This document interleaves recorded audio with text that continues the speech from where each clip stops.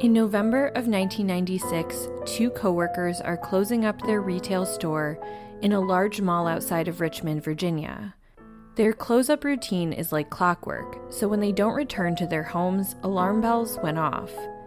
The next morning would reveal a horrific scene inside the mall. How could two women be brutally murdered inside a popular mall with security nearby?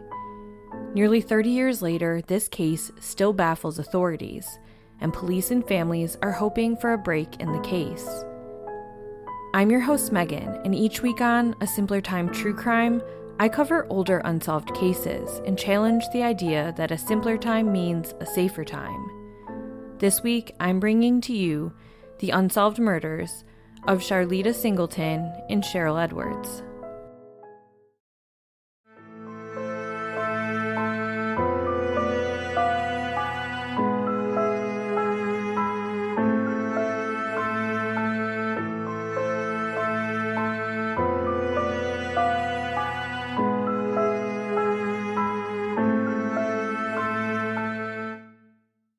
Before I get started today, I just wanted to say, if my sound seems the slightest bit different this week, I am recording on the road, so I don't have the usual soundproofing I have recording out of my closet. So thank you for your patience, and hopefully it doesn't sound like a huge difference. November 7th, 1996. Coworkers 36-year-old Charlita Singleton and 25-year-old Cheryl Edwards are working the closing shift at the All-for-One store. The store is located at Cloverleaf Mall in Virginia. All-for-One was a chain of dollar stores where, you guessed it, everything was $1. The mall, and thus the store, was open each night until 9 p.m. I'll have a map of the layout on the podcast Instagram at simplertimecrimepod. Like most smaller mall stores, it had an inside entrance. So you're walking through the inside of the mall corridors and you would access it that way. Some of the bigger department stores you enter from the outside, but this one only had an inside public entrance.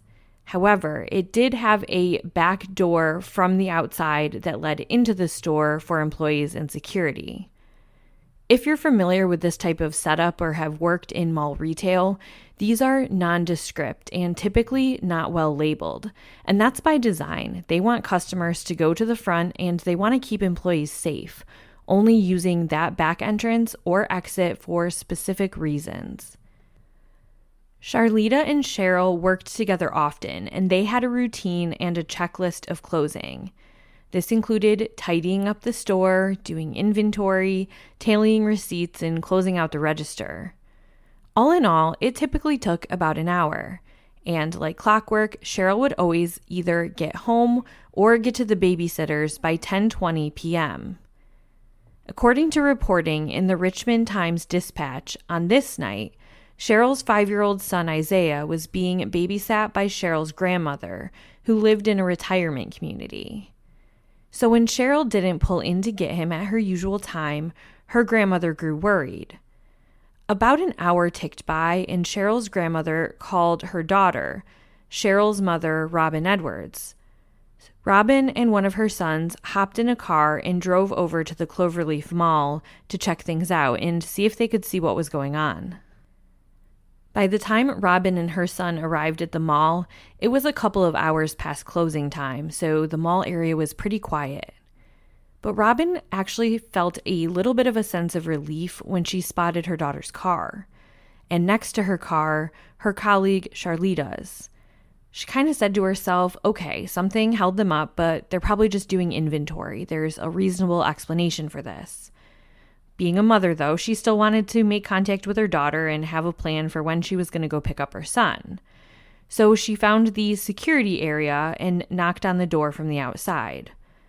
A guard who worked for the company hired by Cloverleaf Mall heard the mother and brother's concern and let the pair into the mall with him.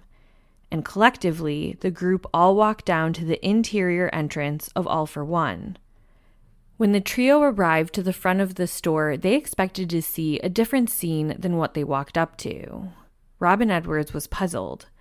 The lights were all off, and the store was quiet. The front had the security closure gate pulled down, the kind used at the mall that provide security but allow an open appearance. Robin yelled into her daughter and got no response, and you could hear a pin drop.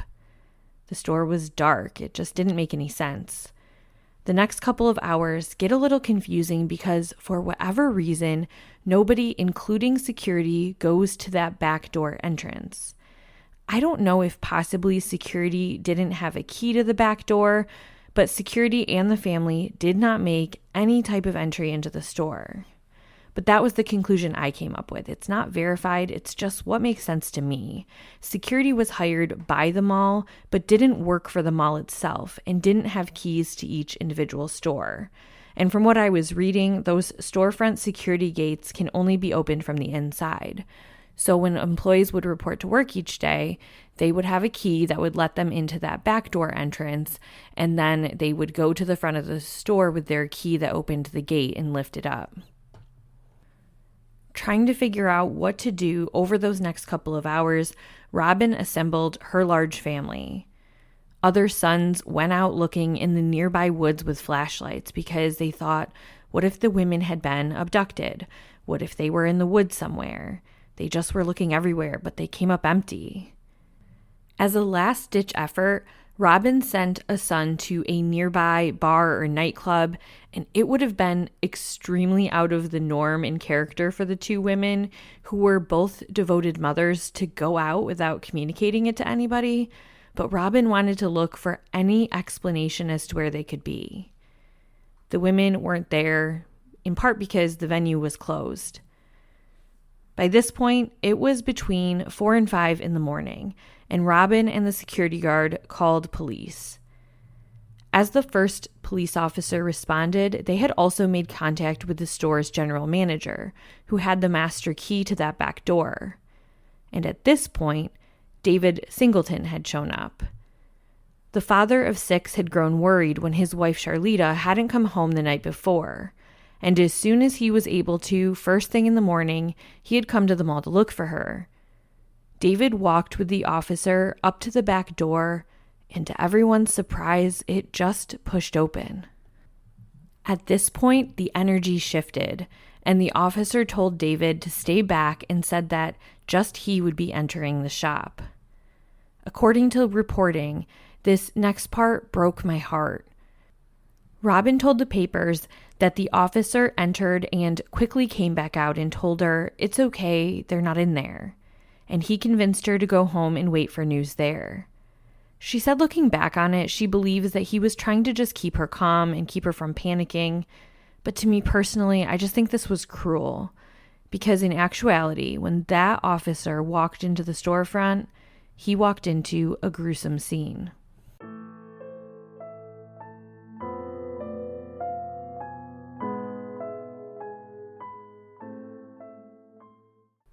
In the store's tiny 10-foot by 5-foot back office lay the bodies of both women. The back area of the store and the office showed signs of a struggle. And just as a warning, this next part is where I'll describe the injuries to both women. Both women had been repeatedly stabbed, over 10 times apiece, and their wounds were so severe that at first officers thought they had been shot.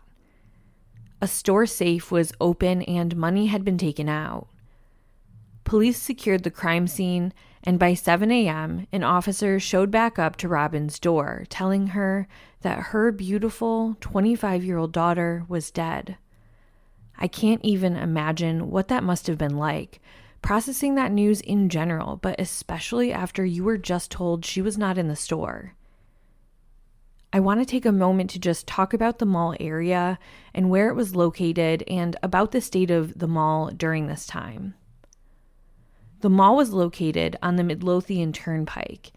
At that time of the murder in 1996, the Midlothian Turnpike in Virginia was a busy, fast-growing commercial corridor.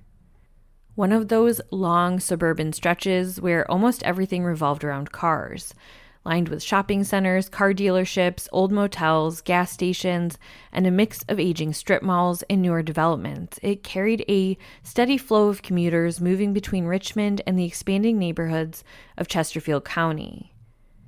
When Cloverleaf Mall opened in 1972, it felt like the heart of a growing suburban community.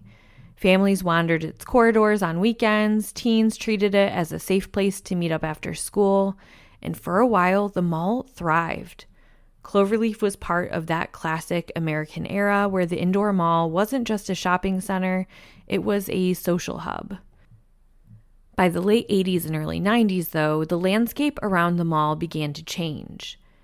Newer shopping centers with more modern designs were opening, and Cloverleaf Mall lost many of its anchor stores. Once a mall starts losing those, everything else tends to unravel. Fewer stores meant fewer shoppers, and fewer shoppers made the mall feel emptier than people were used to. At the same time, the neighborhoods surrounding Cloverleaf were also going through their own period of transition. As the region grew, economic differences between different parts of the Richmond metro area became more visible. Some of the concerns people expressed about safety during this time had more to do with perception than any major spike in crime. Small incidents that would have barely registered during the mall's peak years, like teen conflicts, shoplifting, people hanging around with nowhere else to go, those suddenly carried more weight simply because the mall felt less busy and less polished. Local officials and store owners did report an increase in loitering and the presence of groups of teens. And like many malls across America during this time, that sometimes sparked talk about trouble or gangs, even when in reality it was just far more ordinary. Youth gathering in malls was incredibly common nationwide, and Cloverleaf was no exception. But when a mall is already struggling, those everyday behaviors can take on a larger-than-life feel. Rumors travel quickly, and reputation can shift long before the facts do. This mix of declining retail health, shifting public perception, and normal adolescent behavior created a cycle that Cloverleaf struggled to break. As more people chose to shop at newer malls, the emptier corridors made the remaining stores feel isolated. That only fed the sense that Cloverleaf was in decline, which pushed even more shoppers away. It was the same pattern happening all over the country as the era of the enclosed mall reached its end. The Richmond Times-Dispatch did a piece on this shortly after the murder. One former shopper said, quote, "Big groups of mostly teenagers, real loud and obnoxious. They'd practically knock you down." Other shoppers talked about how they witnessed what they believed were shoppers carrying concealed weapons. In the months leading up to the double homicide, the security firm working for the mall had people patrolling the outside and inside, both during and after hours. Leading up to the murders, the mall had been taken over by new ownership and a new general manager, and they had discussed the logistics of setting up a sheriff's office in the mall, but it just didn't happen. Instead, after the murders, there was a large response to try to make both shoppers and workers feel safe. Off-duty Chesterfield police officers and detectives were hired to patrol the mall and parking lots, and employees were offered escorts to their vehicles at night. While I stand by that a lot of the violence was about perception and sometimes being reactive to just teens hanging out, there was legitimate violence as well.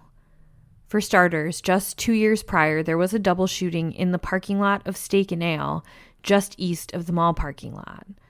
A couple of years before that, a woman named Donna Harris went missing from the parking lot of the Cloverleaf Mall. She had told her mother she planned to go shopping there and would be back to pick up her son later. Instead, her vehicle was found in working order but with the hazard lights on, abandoned in the parking lot. She was never seen again, and her case is unsolved to this day. Recently, a woman had been carjacked in the mall parking lot. Also, 2 teens had been shot in a nearby cinema parking lot adjacent to the mall. And in maybe the weirdest incident of them all, a mall security guard had set fire to the mall, and it did enough damage that it had to be closed for a while. Going back to the crime scene, there were some unique pieces to it. According to reporting in the Richmond Times-Dispatch, Lieutenant Andy Scruggs said that the rear door, which has double deadbolt locks that can only be opened and closed with a key, was found unlocked. He said, quote, "You have to have a key to get in from the outside, or the victims had to unlock it from the inside to let somebody in. and the key was taken back out because there was no key in the lock. We're not missing any keys, so our investigation indicates that the killer came in that back door probably as the victims were leaving." End quote. So what I'm piecing together from all of that is that detectives are imagining that possibly the women had locked everything up inside, they were getting ready to leave, they unlocked the door to walk out together, and somebody rushed them and pushed them back in. Or possibly they knew the voice on the other side who knocked at the door. Outside of the money that was stolen from the safe, which detectives estimated to be about $1,000 to $1,500, nothing else was taken. Now, from an inventory standpoint, remember this is a dollar store, so it's not like you're grabbing Coach handbags on your way out. Having said that though, the women's keys, their wallets, their purses, and all their jewelry were still untouched in the store. As I mentioned, the women had stab wounds all over, to their backs, their necks, abdomens, and they had defensive wounds on their hands.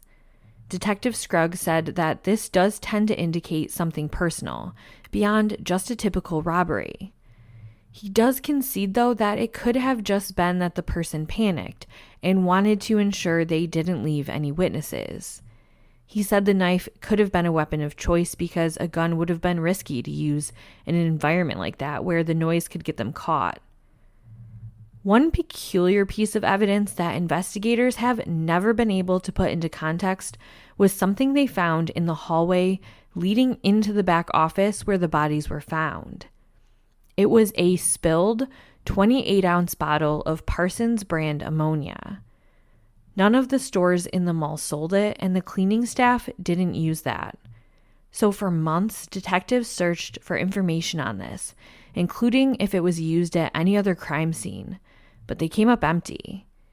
And it didn't appear that someone did some rigorous crime scene cleanup with it. It was just spilled in that hallway. I'd be curious to know what you guys think of that clue or what it points to, so feel free to message me or comment on the Instagram. Outside of the crime scene, there were a few odd clues as well. On the night of the murder, a van was stolen from the parking lot, a 1995 Chevy Vantique G20 conversion van with plates ZND 8254. That vehicle was never found, and it's unclear if the stolen vehicle had any overlap with the murder. But with something lost, something else was found, or rather left. A stolen U-Haul truck out of Tennessee was found in the mall parking lot. Did someone ditch the stolen U-Haul and steal the conversion van? Are those two crimes related to one another but unrelated to the double homicide? Are all three crimes related, or are none of them? We really just don't know. As police were canvassing and in search of new information, a few witnesses described a man running across the parking lot late that night nearby the back entrance of the store. A composite sketch was drawn up, and I'll also have that on the Instagram. Like many composite sketches, it's sort of nondescript, and I don't think it's a real home run for identifying a suspect. Nevertheless, police asked the person to come forward so that they could interview this person as a potential witness. And at this point, I'm sure you're not surprised when I tell you this person never did. Now, you may be asking, were there any surveillance cameras? Detectives had a huge burst of hope when they noticed a security camera that pointed directly into the hallway leading into the room the bodies were found in. But if you listen to true crime, and especially old cases, you know a true crime law of nature is that if you spot a security camera, the cameras were fake, they were written over, they were not working that night, they just never seemed to come through, and this was no different. According to detectives, the store was dark, and that hallway was dark, and the tape hadn't been changed out for a month. So unfortunately, this led nowhere. But investigators were not giving up that easy. A reward for information grew and grew from $10,000 to $20,000 and eventually over $30,000. As police worked the case, families tried to find their new normal. Cheryl Edwards' son went to live with his father in another state, but he came back for monthly visits with Cheryl's mother, Robin Edwards. Robin recalled to the paper how she first brought little Isaiah outside and told him to find the brightest star in the whole sky. She said, quote, "I picked him up." And she said, "That is your mama looking down on you forever and ever." And I said, "Talk to her." And he said, "Hi, Mama." And I said, "Tell her you're going to be a good boy and that you love her." And he did that. And I said, "Whenever you feel blue, you come outside and you find that star and talk to her. You understand?" End quote. At Christmas time, the family received a black angel figurine to put on their Christmas tree. They named it Choo Choo, which was Cheryl's nickname because she always liked trains. And according to Robin, she said, quote, "Isaiah, your mother's always looking over you. And every night and every day, I had to leave that angel light on. The boy wouldn't let me cut the light off even during the day. He said, 'Grandma, leave my mama on.'" End quote. Charlita Singleton had been described as the backbone of her family. She loved track and field and jazz music. She was fun to be around and doted over her 6 children. Her youngest was especially close to her and took her death very hard. She loved to work on house projects, and she had just refinished a brick wall in the dining room of their home the day before her murder. David Singleton told the paper, quote, "The toughest part still is that we all still miss her so much. It's been hard on all of us." Detectives interviewed anybody close to the victims to see if they had any enemies, but they couldn't come up with one. Detective Scruggs told the Richmond Times-Dispatch that he and his colleagues would regularly try to recreate what might have happened in the store. They would sit in on the store on certain days and nights, trying to get a feel for what the employees did every night as they closed and what their routine was. They would ask themselves questions like, could the killer have hidden anywhere? How could someone have gotten in? What combination of lights were supposed to be turned off or left on when the store closed? They would go out into the mall at the time they were about to close up on similar days, and they would just see what was going on. They'd go out into the parking lot, they'd ride around to other stores, and they would see what was going on in the whole general mall area for hours after the mall closed up. Despite flyers posting the reward being placed all over businesses in the Midlothian corridor and on public transport buses for months, police did not get even a single call. Police interviewed family members, mall personnel, store employees, and anybody they received information about. They once tracked down someone who frequently used the mall as a cut-through from his home to the turnpike, and nothing. According to Detective Steve Smith on the 1-year anniversary, he shared, quote, "The more information we got, the broader the spectrum became, and we couldn't narrow it down. It's my most frustrating case in 25 years. Lieutenant Andy Scruggs said, quote, "In this case, as much as we hate to say it, we're at a point where we're asking for any help that we can get. We're running out of gas." Detectives and family members tried to get America's Most Wanted and Unsolved Mysteries to pick up the case, but that didn't work. And eventually, despite detectives running down leads, the case grew cold. And the case really did run out of gas.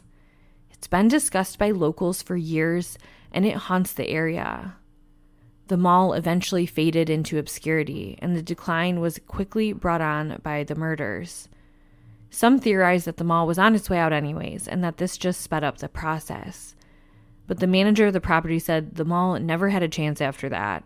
Parents wouldn't let their kids work at stores, and it was known as the murder mall.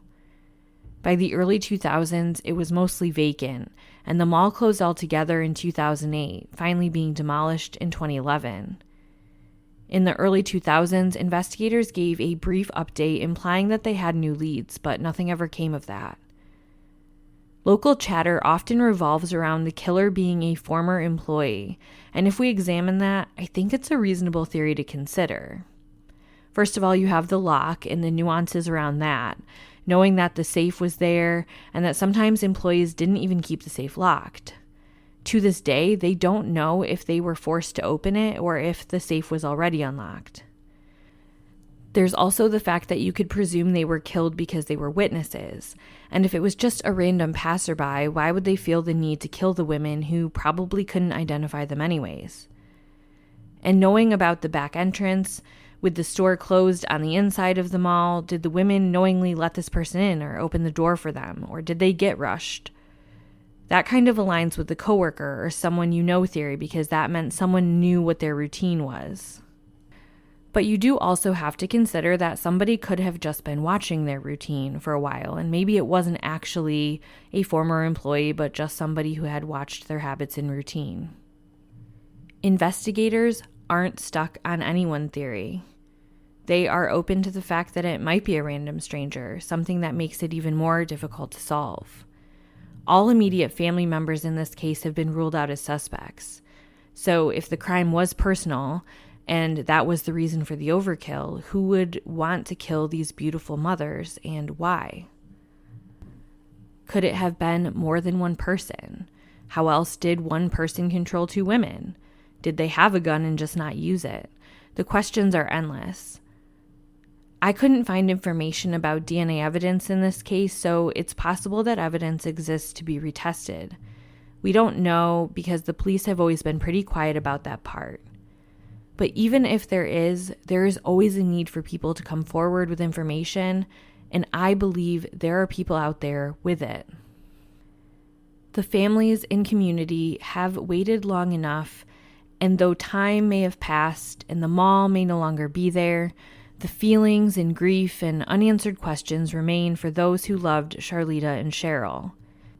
If you have any information on the Cloverleaf Mall murders in 1996, please contact law enforcement in Chesterfield at 804-717-6024. This has been another episode of A Simpler Time True Crime. If you appreciate the podcast and the work I'm doing, please leave a 5-star review wherever you get your podcasts. Follow the show on Instagram, where I post weekly pictures of cases. If you wish to support the show monetarily, I have a Spreaker Supporters Club link in the bottom of the show notes.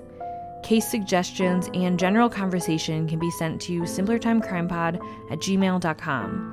Thank you so much for listening, and tune in next week for another episode.